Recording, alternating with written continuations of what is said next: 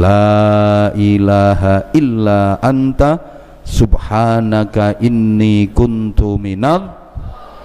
Bersujud di dalam perut ikan sambil terus membaca itu. Lama-lama iwake lara weteng. Diwacakno iku lho, iwake mules lara weteng.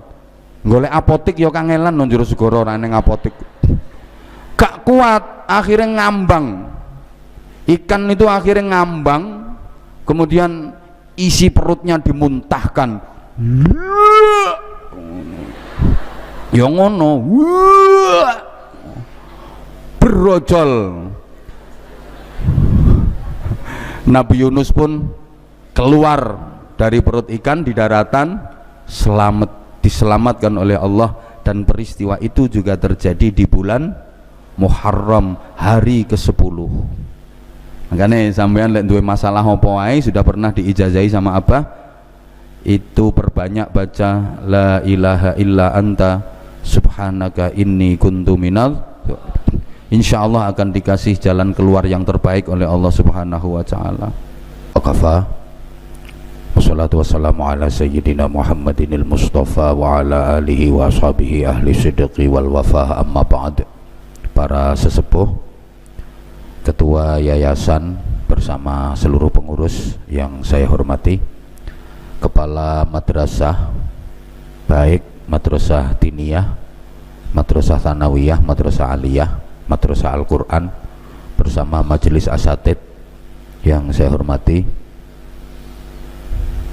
seluruh pengurus organisasi santri putra dan putri Pondok Pesantren Sabilun Najah Simo yang saya cintai, para santri yang saya banggakan, seluruh jamaah yang mengikuti majelis ini secara online yang saya hormati dan mudah-mudahan senantiasa dirahmati Allah Subhanahu wa taala. Kita masih berada di bulan Muharram. Kita tahu dalam Islam setahun itu ada 12 bulan. Inna iddatash syuhuri indallahi 12 syahra. Satu tahun itu ada 12 bulan. Dalam Islam, dalam hitungan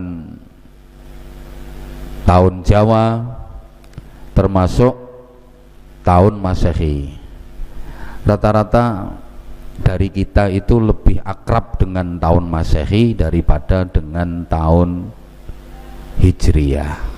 Lek kon ngapalno Januari, Februari, Maret, April, Mei, Juni, Juli, Agustus, September, Oktober, November, Desember, apal.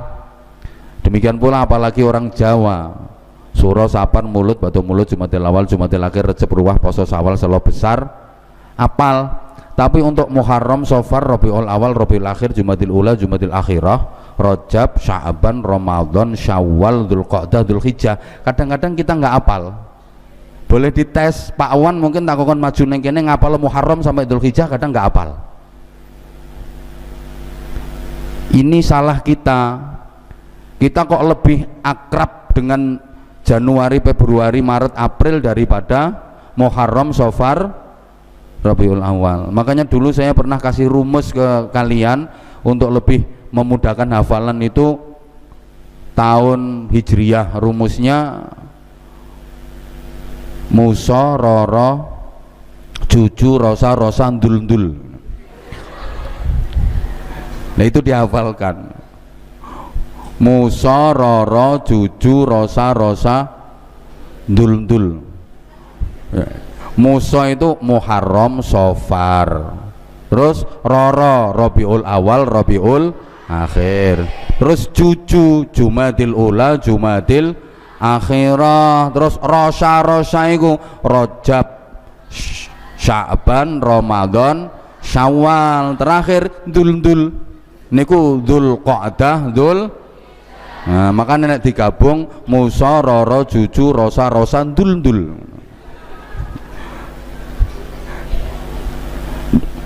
Salah ketika sampean lebih hafal Januari, Februari, Maret, April daripada Muharram, Safar, Rabiul Awal, Rabiul Akhir. Allahumma sholli ala Muhammad. Nah, dari 12 bulan itu ada 4 bulan yang istimewa, disebut Ashhurul Hurum, bulan-bulan yang haram, artinya bulan-bulan yang dimuliakan, bulan-bulan yang istimewa dan diistimewakan, bulan-bulan yang spesial dan dispesialkan, bulan-bulan yang agung dan diagungkan, bulan-bulan yang suci dan disucikan. Ada berapa bulan? 4. Yang 3 itu berurutan atau bergandengan, sedangkan yang 1 agak terpisah.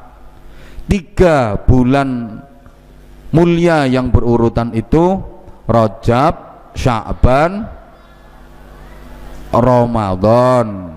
Rajab, Ruah, Poso. Sedang 1 yang agak terpisah Muharram. Nana tolong tertib, biar saya ngomongnya nggak lama-lama. Itu 4 bulan-bulan mulia yang disebut dengan Ashhurul Hurum. Nah, para santri dan para jamaah, Muharram itu 1 dari bulan-bulan yang mulia dan dimuliakan dalam Islam.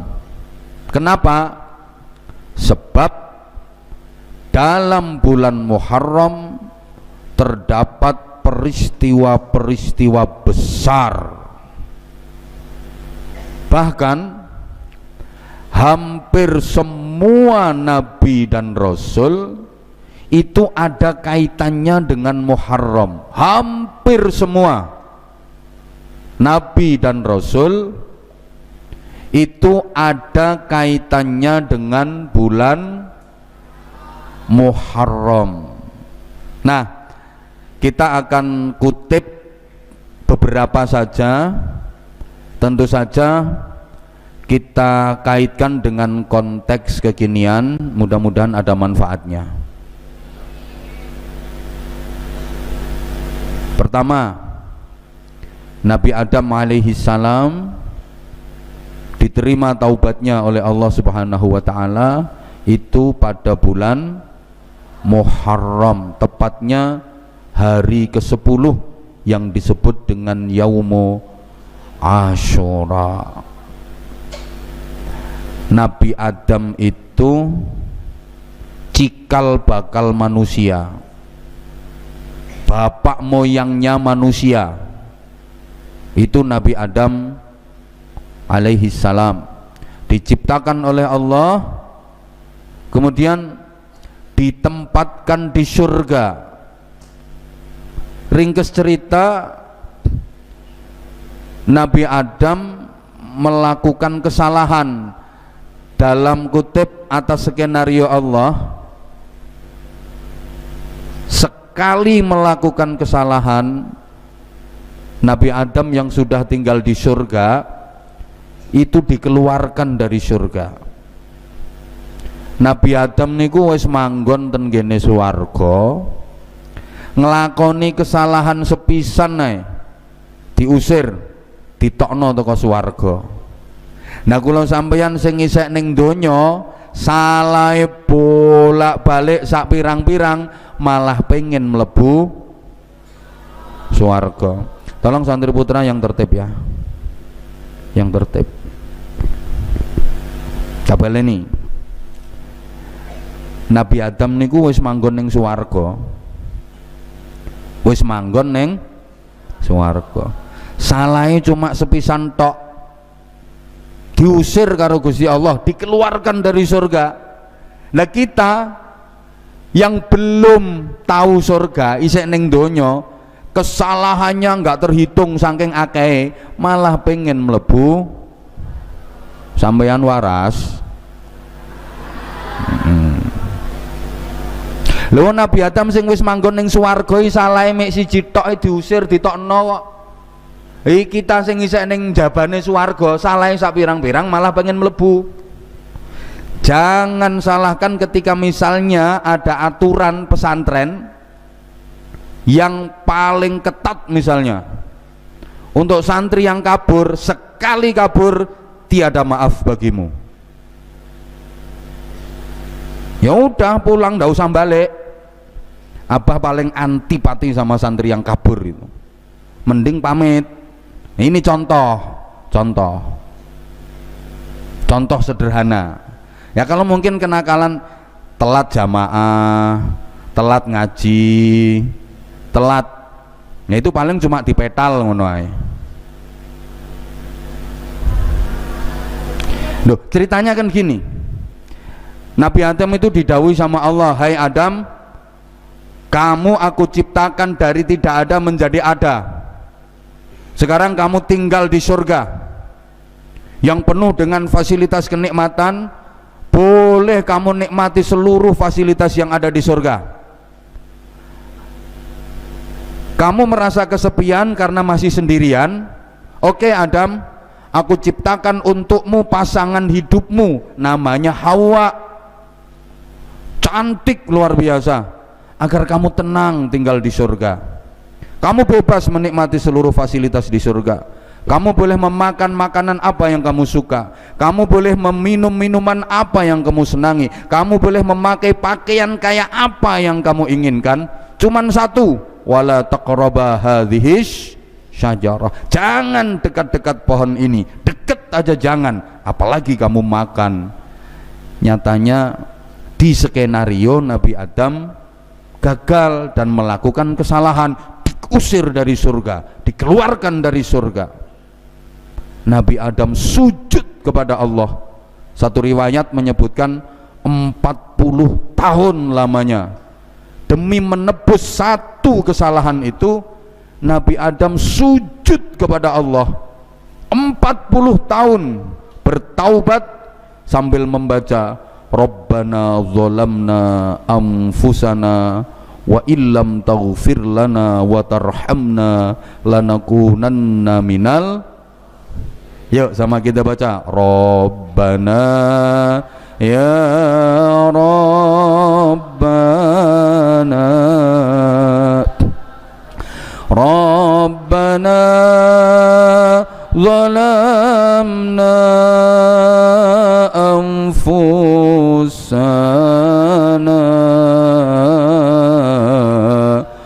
wa illam taghfir lana wa tarhamna lanakunanna.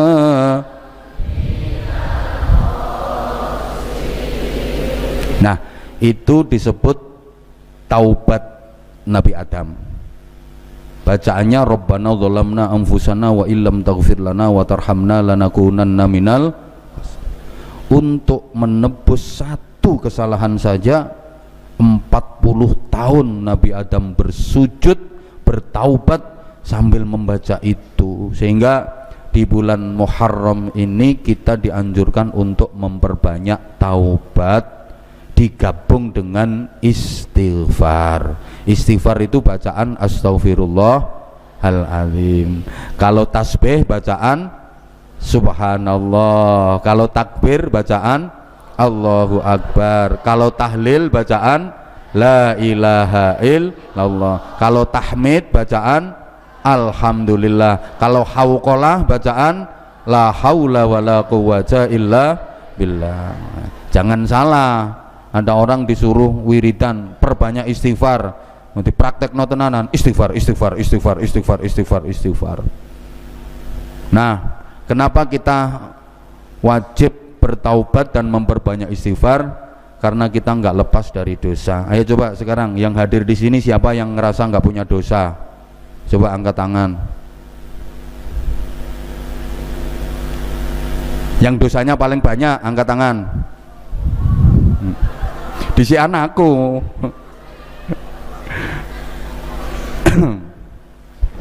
Oke. Allahumma sholli ala Muhammad. Untungnya Allah Tuhan kita itu bukan maha pendendam. Allah bukan maha penjintes. Andaikan Allah itu maha pemites, mungkin kita udah dipitesin semua sama Allah. Wahai manusia, aku tahu kamu banyak salah, banyak dosa, tapi sebanyak apapun dosamu, jauh lebih banyak ampunanku. Sebesar apapun kesalahanmu, masih lebih besar kasih sayangku kepadamu. Wahai manusia, jika engkau bersujud kepadaku, aku bahagia menyaksikanmu. Engkau menangis di hadapanku, aku tersenyum memandangmu. Engkau berjalan menghampiriku, aku berlari menyambutmu. Kok iso? Ini saking sayang dan cintanya Allah sama kita.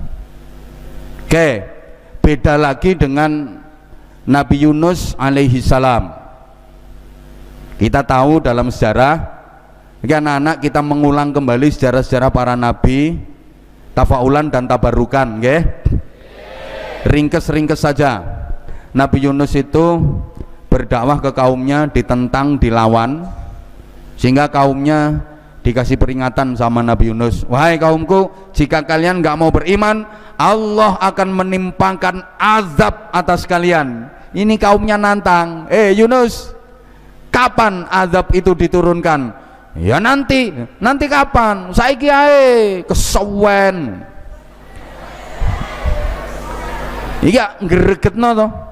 Dikasih peringatan sama Nabi Yunus, awas lo ya, lek kapan gak gelem iman, Allah akan menimpakan azab dan hukuman. Ngono kuwi nantang. So apaan? Jere Nabi Yunus, ya so apaan-apaan. Ya so apaan-apaan ki so apaan? Ya so apaan-apaan? Kapan itu? Nanti. Nanti kapan? Gak usah nanti, saiki ae. Sewen. Akhirnya dintenteni karo Nabi Yunus, azab itu nggak kunjung datang.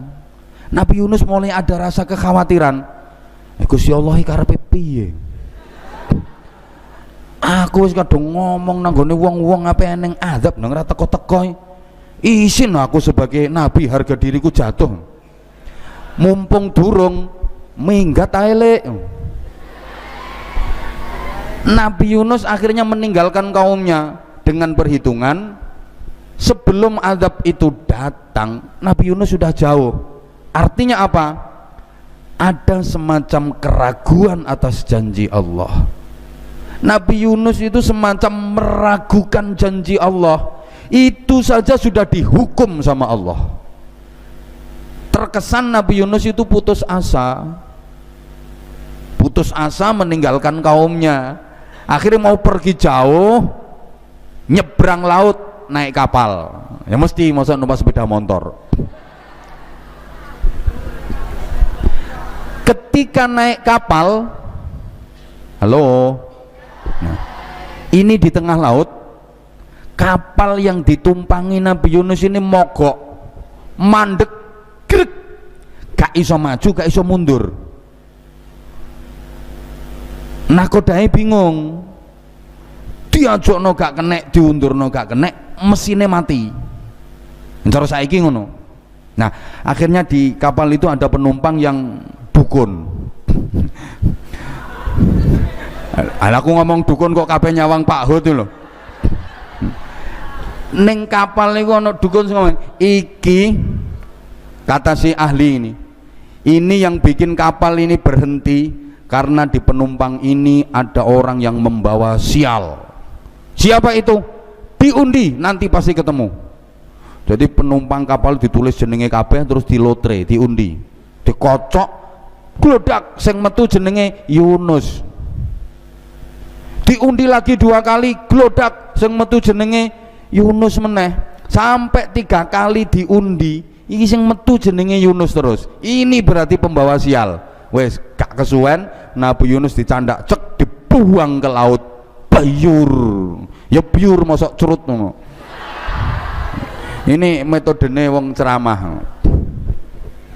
Ketika Nabi Yunus dibuang ke laut, Allah memerintahkan ikan Nun namanya, kalau dalam kitab-kitab itu disebutkan, wahai ikan Nun, ikan raksasa, itu ada hambaku, nabiku yang dilemparkan orang-orang itu ke laut, telan, leken, tapi ojo dipamah, dikongkon ngelek tok, gak oleh dipamah, dipamah ya entek, ditelan sama ikan Nun itu, lek, masuk ke dalam perut ikan, dibawa ke dasar laut. Di situ disebutkan Nabi Yunus mengalami 3 kegelapan, zulumatun salas, 3 kegelapan. Pertama, kegelapan malam. Kedua, kegelapan dasar laut. Ketiga, kegelapan berada di dalam perut ikan. Selama berada di dalam perut ikan 40 hari 40 malam, Nabi Yunus menyadari kesalahannya. Kemudian beliau bertaubat kepada Allah, bersujud di dalam perut ikan sambil membaca la ilaha illa anta subhanaka inni kuntu minal zalimin. Yang alhamdulillah zikir itu bagi santri Sabilun Najah sudah menjadi wazifah rutin, dibaca setiap pujian sholat subuh. La ilaha illa anta subhanaka inni kuntu minal. Bersujud di dalam perut ikan sambil terus membaca itu, lama-lama iwake lara weteng, diwacakno iku lho, iwake mules lara weteng. Golek apotik ya kangelan nang jero segara ora ning apotik, gak kuat, akhirnya ngambang. Ikan itu akhirnya ngambang, kemudian isi perutnya dimuntahkan,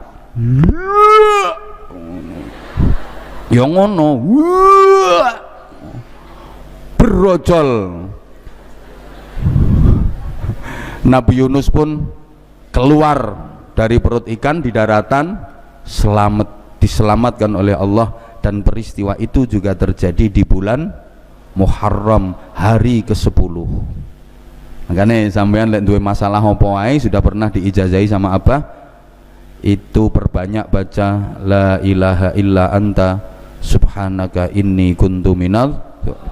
Insyaallah akan dikasih jalan keluar yang terbaik oleh Allah Subhanahu wa taala. Ada lagi ringkes-ringkes saya ceritane. Nabi Ibrahim alaihi salam diselamatkan Allah dari kobaran apinya Raja Namrud. Itu juga terjadi pada bulan Muharram. Ketika Nabi Ibrahim menghancurkan berhala-berhala sesembahan kaumnya pada waktu itu di rumah berhala yang itu juga menjadi tempat peribadatan Raja Namrud dan keluarga istana, para pejabat. Nabi Ibrahim menyusup masuk, semua berhala sesembahan itu dihancurkan sama Nabi Ibrahim, dikeprui pakai kapak, prok prok prok prok prok prok prok, hancur kabeh wong watu ae. Ditinggal yang paling besar sama Nabi Ibrahim, emang sengaja nggak dikepruk sing gede dewe. Nah kapak itu dikalungkan di lehernya berhala yang paling besar yang dibiarkan, memang sengaja nggak dirusak. Begitu Raja Namrud datang mau beribadah, mau menyembah Tuhan-Tuhannya itu, melihat berhala-berhala sesembahannya hancur lebur berantakan, marah besar si Raja Namrud. Kurang ajar, ya kira-kira ngono. Aku yo gak ngerti misuwe piye yo gak roh. Siapa yang menghancurkan berhala-berhala sesembahan kita? Akhirnya dapat laporan dari Telik Sandi, ada yang menyelinap namanya Ibrahim. Tangkap dia. Nah, nggak ada bukti yang kuat. Yang penting tangkap, bukti belakangan. Biasa orang kalau lagi kuasa kan gitu. Tangkap dhisik, bukti urusan guri. Tangkap Ibrahim, disidang. Ibrahim, saya, kamu yang menghancurkan berhala-berhala sesembahan kami. Kok aku yang dituduh?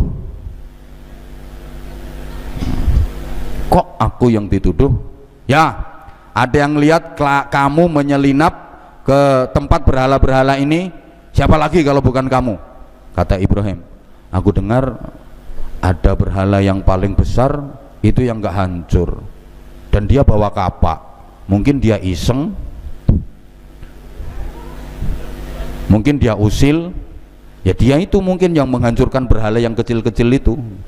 Coba tanya aja sama yang paling besar itu. Kalau dalam Al-Quran tauriahnya, qala anta fa'alta bi alihatina ya Ibrahim, apakah kamu yang menghancurkan ini semua, yang mengerjakan ini semua wahai Ibrahim? Ibrahim menjawab, qala bal fa'alahu kabiruhum hadza. Enggak, yang berbuat itu pembesarnya ini. Nabi Ibrahim sebenarnya bertauriah, yang dimaksud ini itu bukan berhala yang paling besar, tapi pembesarnya kaum ini orangnya, kan gitu. Tapi lebih dimudahkan pemahaman, Nabi Ibrahim menjawab, yaitu tanya yang paling besar itu mana? Lah itu berhala yang paling besar itu. Kamu gendeng ya, masa batu kok disuruh nanya? Emang kenapa? Ya nggak mungkin bisa ngomong. Nggak bisa ngomong, nggak bisa. Lah kok disembah? Nah, sing gendeng aku to kowe, kan gitu bahasanya. Udah ngerti kalau ngomong aja nggak bisa kok disembah. Udah, nggak usah banyak bacot.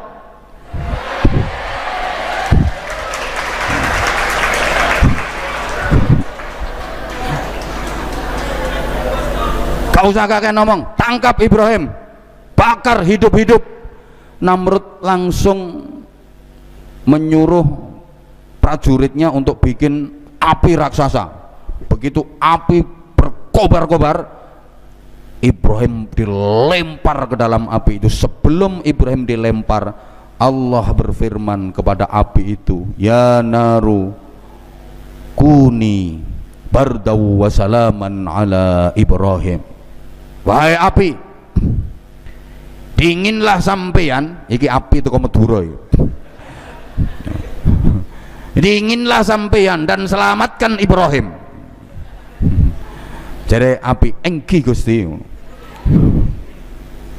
Dinginlah kamu, selamatkan Ibrahim. Begitu Ibrahim dilempar ke kobaran api itu, satu helai rambut pun nggak terbakar, apalagi kepanasan. Blas, sama sekali nggak merasa panas, dan sedikit pun nggak ada yang terbakar, nggak ada yang terluka. Tuh, ini nek konco-konco guru ya, mergo maca ayat iku kul yana rukuni bardaw wa salaman ala Ibrahim, itu ayat tahan api. Ya, lek sing maca guru-guru ngene iki insyaallah mateng. Njajal gawe api unggun terus Pak Udin nuncalno. Kon maca ya kul ya narukuni bardaw wa salaman ala Ibrahim 15 menit mateng Pak Udin. Nah, Nabi Ibrahim diselamatkan dari kobaran api itu juga terjadi pada bulan Muharram, tanggalnya 10 Muharram. Banyak peristiwanya lagi. Nabi Musa alaihi salam menang lawan Fir'aun dan Fir'aun ditenggelamkan, itu juga pada bulan Muharram. Ringkes ceritanya, Raja Fir'aun itu mimpi, jadi pagar-pagar tembok istana kerajaannya itu roboh semua. Akhirnya ahli nujumnya dikumpulkan. Wahai para ahli nujum, para penasehatku, semalam aku bermimpi. Mimpi apa Paduka? Digigit ular. Digigit ular. Aku mimpi tembok-tembok yang mengelilingi istana kerajaanku ini runtuh semua. Apa artinya mimpiku? Akhirnya ahli nujumnya kasih jawaban. Wahai Paduka Raja, itu simbol lambang akan ada seorang laki-laki yang menghancurkan kerajaanmu, akan ada seorang laki-laki yang akan jongkeng kawibawanmu, menurunkanmu dari tahta kerajaan, menggantikanmu sebagai penguasa kerajaan. Lah Fir'aun nggak mau itu. Akhirnya Fir'aun, laki-laki itu dari mana? Ya dari keturunan Bani Israel. Oke, sekarang dengarkan instruksiku. Seluruh bayi yang lahir laki-laki mulai hari ini bunuh. Wanita-wanita hamil berada dalam pengawasan negara, kerahkan seluruh Satpol PP. Apa wis ana zaman semono untuk mengawal wanita-wanita hamil. Pokoknya wong wedok meteng diawasi kabeh. Dianjurkan kepada para suami untuk tidak menggauli istrinya.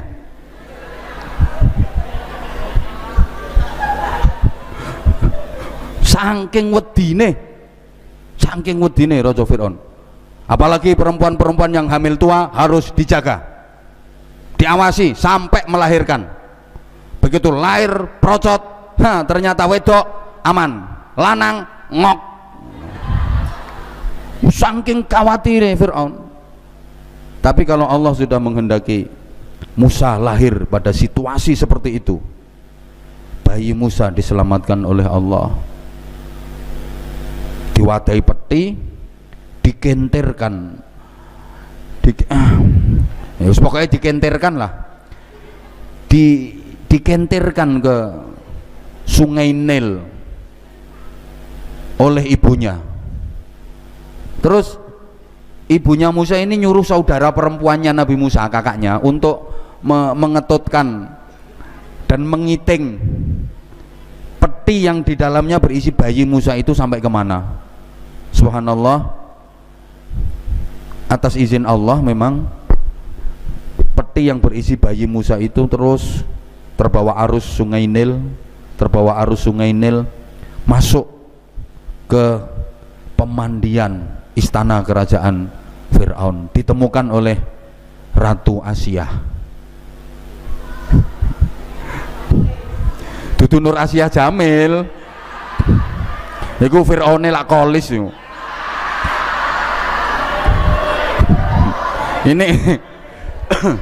Ini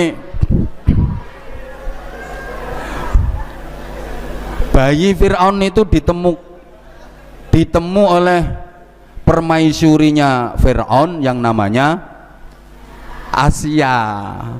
Begitu dibuka, Asia langsung jatuh cinta. Bukan, dari peti ini ada sinar, masuk ke hatinya Asia. Itu memang di skenario Allah seperti itu. Dibawa ke istana, kemudian Asianya ngomong ke Fir'aun, karena memang nggak punya anak, kepingin diangkat sebagai anak. Awalnya Fir'aun marah, nggak bisa, ini laki-laki harus dibunuh. Allah menyelamatkan, ringkes gitu. Jadi Musa itu tumbuh berkembang sampai remaja dewasa di istananya Fir'aun, jadi anak angkatnya Fir'aun. Dah lama banyak peristiwa-peristiwa yang terjadi seperti yang kalian pelajari dalam tarikh itu, ya.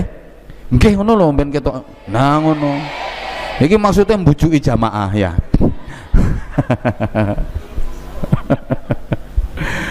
Akhirnya musuhan, sering saya cerita musuhan. Nah, ketika musuhan itu Musa sama kaumnya dikejar sama Fir'aun dan bala tentaranya. Bukan berarti takut, tapi kepingin menyelamatkan diri. Musa bersama kaumnya lari, mentok sampai tepi segara. Iya pinggirnya segoro gitu. Di tepi laut mentok, udah nggak ada jalan lagi. Di depan lautan yang terbentang, di belakang pasukan yang siap menerjang. Lek maju mesti kejegur, lek mundur mesti ajur. Ape mumbul dudu Gatot Kaca, ape ambles dudu Antareja. Lah iya kan, maju kejegur, mundur ajur, karena di depan lautan yang membentang, di belakang pasukan yang siap menerjang. Akhirnya wa ila rabbika farghab, berharap hanya kepada Allah, mohon petunjuk kepada Allah. Ada perintah dari Allah, Musa pukulkan tongkatmu ke laut merah. Atas perintah Allah, tongkat dipukulkan sama Nabi Musa, jedet, lautan terbelah. Ya jedet, kok dilokno ae. Mukjizat itu keluarnya dalam kondisi darurat. Jadi mukjizat dari para nabi, para rasul itu keluarnya dalam kondisi emergensi, dalam kondisi darurat. Enggak kok mentang-mentang dikei mukjizat tongkat, dididik main tongkat, macam-macam gasak, enggak. Nabi Musa duwe mukjizat tongkat iki ora kok terus diluk-diluk dinggo Pak Dul macam-macam gasak tongkat ora. Pak Wan gasak tongkat mboten, hanya dalam kondisi darurat, hanya dalam kondisi emergensi. Kalau dalam keseharian kehidupan para nabi dan para rasul itu ya sebagai manusia, manusiawi sekali. Kehidupan sehari-harinya biasa. Mukjizat itu hanya diberikan oleh Allah dalam kondisi kepepet, dalam kondisi darurat, dalam kondisi emergensi, baru dipakai. Enggak mentang-mentang dua mukjizat terus ana masalah sithik tokno mukjizate, masalah titik tokno mukjizate. Kayak tangane Nabi Musa ini kan iso dadi lampu, luwih padang timbangane lampu iki. Dilebokno ning sak, ditarik crong padang. Tapi ora kok diluk-diluk crong. Nek kepepet tok itu baru mukjizat dikeluarkan. Ngono. Nah Pak Hud yang ngono. Duwe donga andalan ora kok titik-titik suwuk mboten. Nek gak kepepet nemen nggih mboten. Saya juga begitu kok. Saya juga begitu anak-anak. Jadi kalau ada urusan apa-apa prosedural. Kanca-kanca diurusi prosedural, sesuai prosedur. Ngurusi izin banyu, prosedur, ngurusi izin prosedur. Nek wis mentok, nah mukjizate ditokno. Ngono. Dadi selama belum mentok ya enggak perlu ngetokno mukjizat. Ngurusi kok wis teko kene ra iso, ya berarti wayahe mukjizate metu. Apa gawe sekolahan kenane ya ngono. Wah teko kene ra iso, kabeh-kabeh kok angel-angel diruwet-ruwet, ya mukjizate ditokno. Ngono. Nah guru-guru misalnya Pak Harmuji kok rewel, tak kei mukjizat sampe aku. Mengundurkan diri saiki. Nah, lautan terbelah. Nah, itu setelah laut terbelah, Nabi Musa dan kaumnya lewat sampai seberang. Fir'aun dan bala tentaranya ngejar. Begitu Musa dan kaumnya sudah sampai seberang, aman semua, Fir'aun dan bala tentaranya masih di tengah-tengah. Tongkat pukulkan lagi, jedet, segorone balik. Itu anak-anak kalau secara visual, mungkin gambarannya bisa dilihat dalam film ya. Ono film judulnya The Ten Commandments. Belum pernah lihat ya? Kalah karo aku ya. Film 10 firman Tuhan, The Ten Commandments, 10 firman Tuhan. Itu secara visual wasik gitu, ilustrasinya luar biasa. Apik ngono filmnya.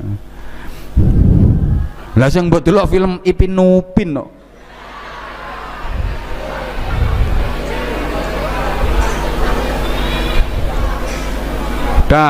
Nah, peristiwa itu terjadinya juga di bulan Muharram, bulan kemenangan. Maka alhamdulillah MTS Plus Sabilun Najah ini dapat izin resmi juga di bulan Muharram. Subhanallah, luar biasa.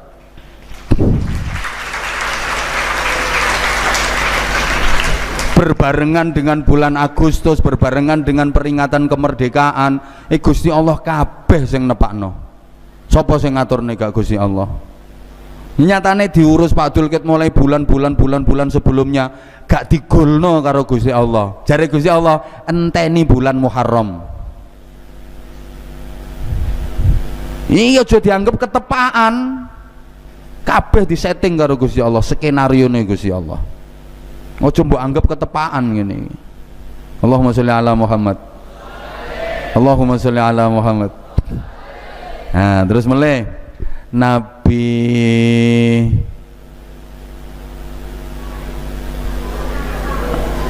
seto sing penting ae Nabi Nuh.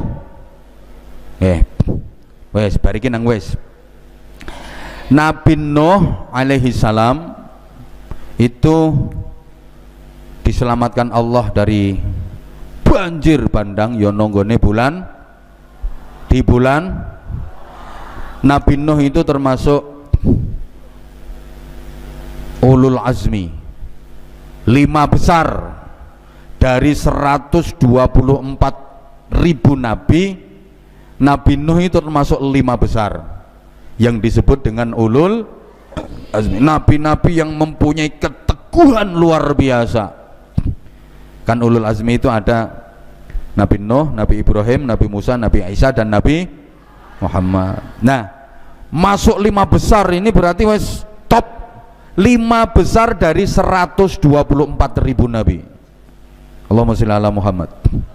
Oke, anak-anak dan para jamaah, Nabi Nuh itu usianya 950 tahun.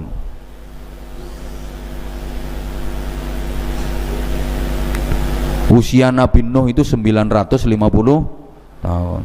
Berdakwah selama 800 tahun, hanya dapat pengikut 80. Jadi 800 tahun dakwah cuma oleh pengikut 80. Jadi per